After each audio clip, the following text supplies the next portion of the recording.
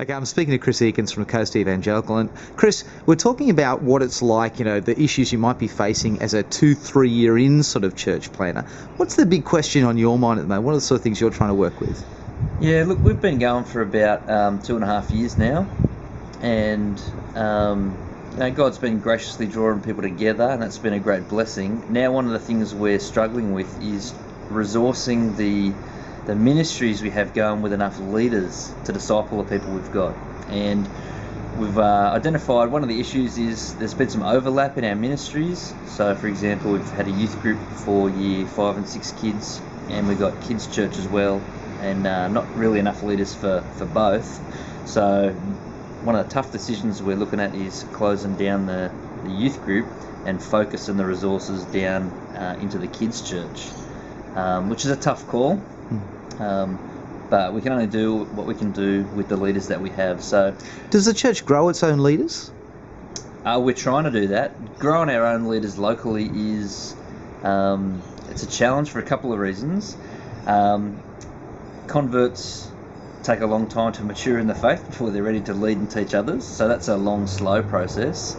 Parallel to that, there's Christians who are joining the church, but you can't put them into leadership because we want to assess their character and see if they're going to be godly. So we want to find a ministry for them which they get to demonstrate, faithfulness. So grind out some serving ministry, before we, can put them into leadership.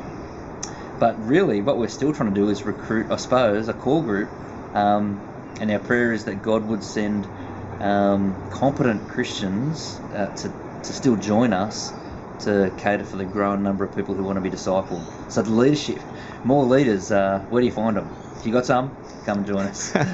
So in that respect, I guess the prayer is one way you're going about it. Are you contacting people you've known? Are you sort of still open to those sorts of things? Mate, yeah. Anytime I meet a Christian, I'm like, why don't you move to Forster? Like, there's opportunity there, especially if I know them.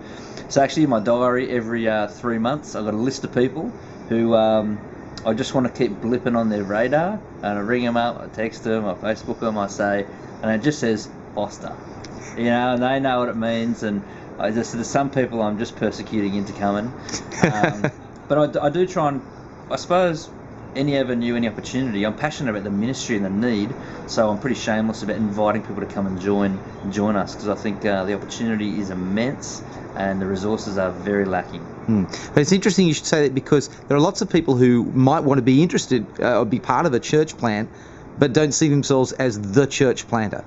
Great. Great. Yeah, there's plenty of room in a church plant to come and get very, very dirty in ministry. You roll up your sleeves and just get at it. So many ministries that need running, and you just need a big team. You need a big team to pull off a big ministry, and that's, Mate, we'll be praying for you about it. Thank you.